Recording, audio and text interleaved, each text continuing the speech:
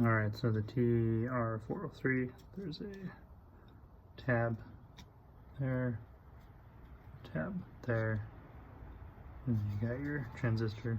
And then on the 402, transistor, tab, tab. So you get these pulled out like so. And it just looks like there's a little screw. And then I have to put some type of shielding behind it. Should have some shielding here. So I don't use the paste stuff.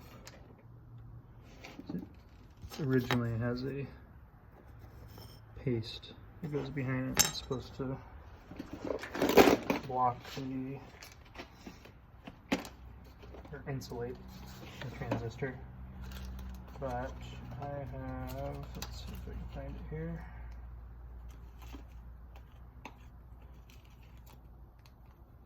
They make things like this now.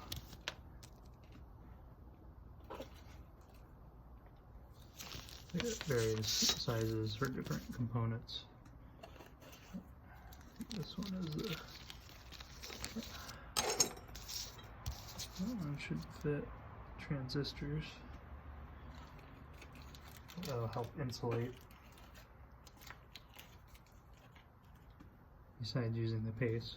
So undo the screw, put the insulation, and then I'll have to kind of bend the legs the same as these so that it goes in this 3 pattern on the board.